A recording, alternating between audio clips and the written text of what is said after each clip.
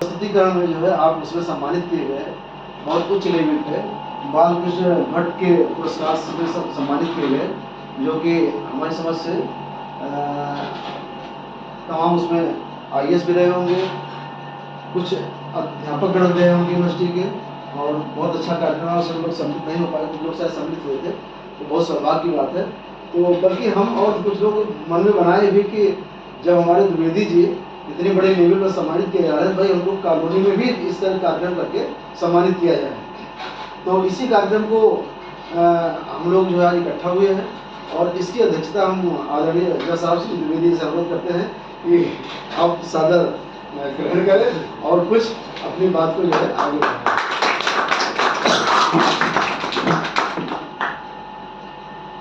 आप सबको मेरा प्रणाम। ये हम लोगों के लिए गौरव का विषय है कि द्विवेदी जी विद्वान हैं, और उस विद्वता का रिकॉग्निशन जो है वो एक बौद्धिक समाज द्वारा किया गया, और उस पुस्तक को बहुत सारे लोग उसकी समीक्षा किए होंगे, बहुत विचार विमर्श किए होंगे। उसके पश्चात इसको इसके लिए चुना गया कि बालकृष्ण भट्ट पुरस्कार दिया जाए। तो यह है द्विवेदी जी की मेहनत और उनकी विद्वता और साहित्य के प्रति प्रेम, इन सभी चीज़ों को दर्शाता है।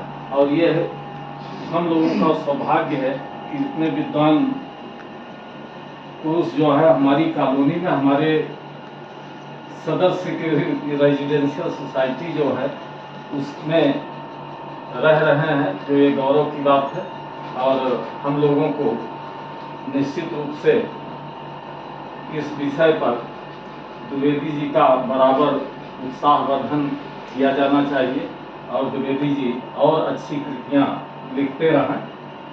इसके लिए हम लोगों से जो सहयोग ज़रूरत हो, मैं द्विवेदी जी से कहूँगा कि निसंकोच हम लोग जितना प्रोत्साहन दे सकते हैं, जिस रूप में भी आप कहते हैं, उसके लिए हम लोग तैयार रहेंगे।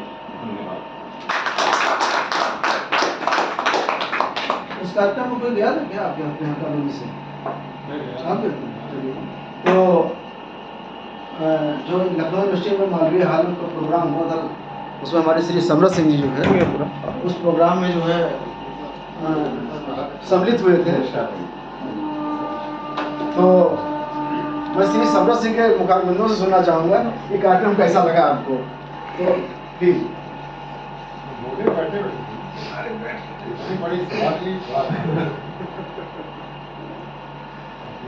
आदरणीय हमारे आज के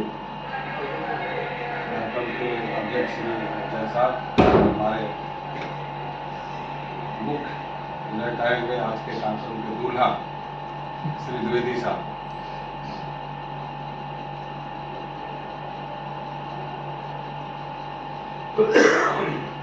मैं उस दिन जो है कार्यक्रम में गया था। वाकई में वो कार्यक्रम बहुत अच्छा लगा मुझे, और अच्छा था ही। ये मेरा सौभाग्य था कि मैं जो है वहाँ पहुँच पाया। ये पुरस्कार द्विवेदी जी को दिया गया, ये बहुत ही खुशी की बात है। और साहित्य के क्षेत्र में द्विवेदी जी ने जो प्रगति कार्य किया है वो सराहनीय है।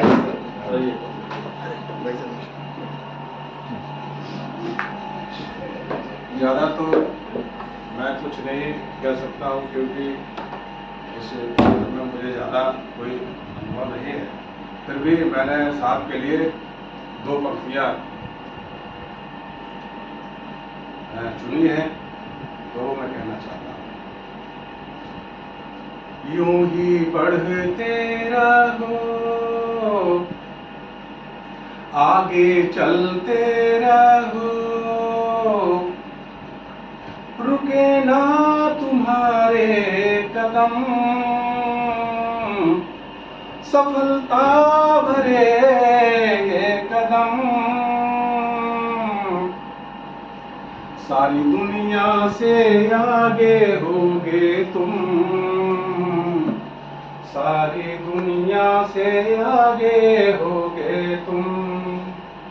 यूं ही बढ़ते रहो, आगे चलते रहो, रुके ना तुम्हारे कदम, सारी दुनिया से आगे होगे तुम, सारी दुनिया से आगे होंगे हम।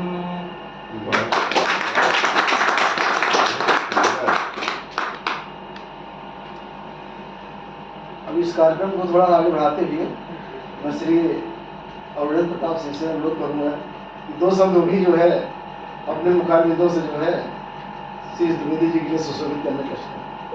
द्विवेदी जी के लिए नहीं, मैं स्वयं के लिए शब्द कहता हूँ, क्योंकि द्विवेदी जी का सानिध्य पिछले 10-12 वर्षों का है और इस सानिध्य में हमें उनका स्नेह, आशीष, शुभाशीष सब मिला है और उनका आशीष हमारे लिए एक पूंजी है, जीवन की पूंजी होगी।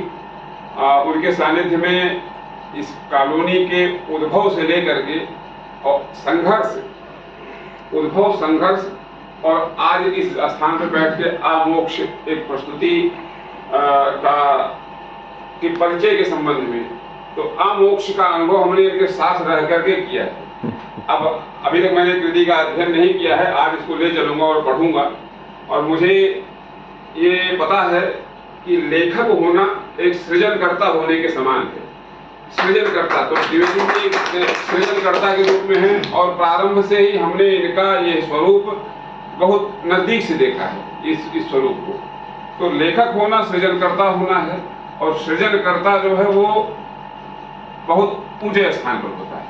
तो हम लोगों के हृदय में इनका स्थान और इस कृति के पूर्व से ही है और इस कृति ने इनके एक और व्यक्तित्व के एक और पहलू को हम सबके सामने लाया, हम सब उससे परिचित हुए और हम में से हो सकता है कि बहुत सारे लोग जो सेवानिवृत्त हों वो इनका अनुसरण करें, जिनके अंदर प्रतिभाएं हैं। फिलहाल मेरे अंदर अध्ययन की प्रतिभा है, लेखन की प्रतिभा नहीं है, कि मैं जानता हूँ अपनी प्रतिभा से मैं स्वयं परिचित हूँ, लेकिन आप सब में से बहुत सारे लोग ऐसे होंगे जिनके अंदर लेखन की भी प्रतिभा होगी।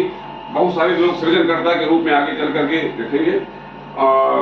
मैं सीख देने वाली अवस्था में तो नहीं हूँ, लेकिन आप सबसे सीख लेने की अवस्था में जरूर हूँ और मैं अपनी तरफ से ईश्वर से प्रार्थना करूँगा कि श्री शंकर द्विवेदी जी का जो सानिध्य हमको मिला है, कोई साहित्य सृजन के माध्यम से, वैसे तो ये दर्शन है, फिलॉसफी है, ये हो सकता है कि हम लोगों के सिर के ऊपर से जाने लगे, लेकिन फिर भी हम इसकी गहराई में जाने की कोशिश करें, क्योंकि इनका जिसका सानिध्य है उसको हमने बहुत नजदीक से समझा है, तो किताब को भी हम पढ़ के समझ लेंगे, ऐसा विश्वास है। तो ऐसे सृजन और भी इनके लेखनी से होते रहें और उससे सबसे हम लाभान्वित हों, समाज लाभान्वित हो, साहित्य लाभान्वित हो, सब सर्वाधिक साहित्य लाभान्वित। जिनको दर्शन नहीं पता है वो साहित्य की पता है, तो साहित्य की समझ से साहित्य जो है सुदृढ़ और समृद्ध बने।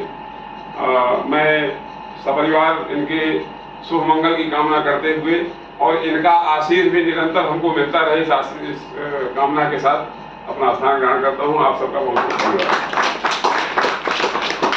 तो हमारी समझ से नाम सब पर न लेते हुए एक तरफ से बात ज्यादा चल रहा है, एक ही तरफ से करिए तो आगे लीजिए।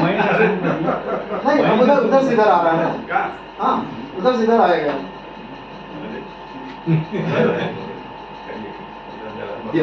अच्छा चलिए बाबा जी आप बोलिए। पहले आप मैंने हिम्मती लोगों लगाई है। सम्मान समारोह के अध्यक्ष परम आदरणीय द्विवेदी जी और जिनको सम्मान प्रदान किया जा रहा है परम आदरणीय श्री शंकर द्विवेदी जी, राज कर्मचारी साहित्य संस्थान के द्वारा पुरस्कार दिया जाना अपने आप में एक बहुत बड़ी उपलब्धि है। पूरे उत्तर प्रदेश के राजकीय कर्मचारी संस्थान के द्वारा एक बाल भट्ट पुरस्कार दिया जाना, ये बताता है कि इनकी लेखनी, कितने लोग उसमें आए होंगे, ये बताता है कि इनकी लेखनी में कितनी ताकत है। इनकी छोटी छोटी पंक्तियां जो हमारे व्हाट्सएप मैसेज पे ग्रुप में आती हैं, उससे हम लोग लाभान्वित होते हैं। हमने जरूर कहा है मीटिंग के दौरान कि सभी लोग उत्साहवर्धन के रूप में उठा दिखाएं, हाय हेलो करें, उत्साहवर्धन करें। ये पुरानी कहावत है, जहाँ न जाए रवि वहाँ पहुँचे कवि। तो द्विवेदी जी ने वो करके दिखाया है। अमोज किताब हम लोग को ये बताती है कि इन्होंने सूर्य का प्रकाश जहाँ ना पहुँच सकता है, इन्होंने अपनी लेखनी के द्वारा, अपनी ताकत के द्वारा आमोज कविता में उस पूरे अपने जीवन के एक्सपीरियंस को निचोड़ के रख दिया है। शायद हम लोग को लाभान्वित होंगे। इनके लिए 2 लाइनें मुझे याद आ रही हैं। है वही सूरमा इस जग में जो अपनी राह बनाता है, कुछ तो पद चिन्हों पर चलते हैं, कोई पद चिन्ह बनाता है। ऐसे श्री शंकर द्विवेदी जी को अपने आप को गर्वान्वित महसूस कर रहे हैं।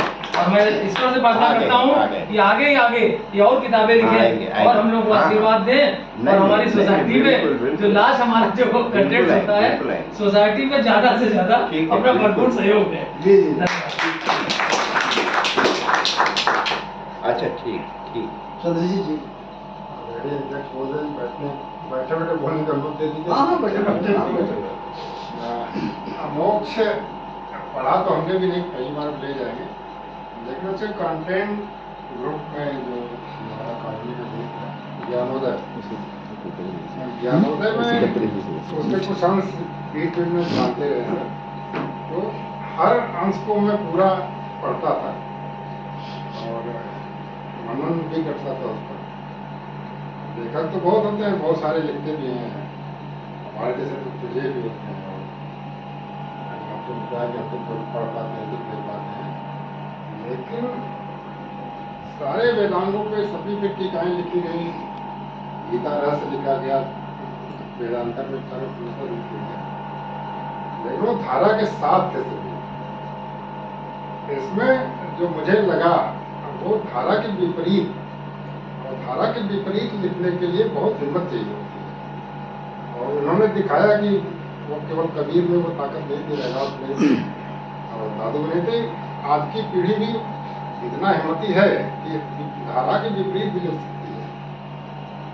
जैसा कहा इन्होंने कि हो सकता है कि सेवा में रहते लिखते तो हमको भी मोक्ष मिलती, या कुछ धार्मिक पर नाराज भी होगा जो मोक्ष की सिद्धांतों पे पूरे लेके चलता किसी एक विचारधारा को, उसे तो जरूर ही ठेस लगेगी, क्योंकि एक विचारधारा है जो इसीलिए उनका पालन इसी में हो रहा है, उनका पोषण इसी से हो रहा है कि मोक्ष नाम की चीज है कोई।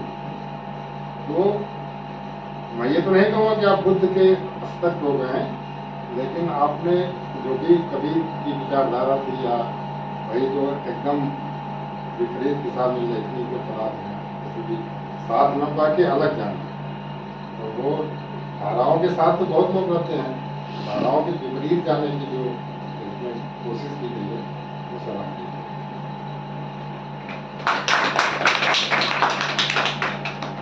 आप सर?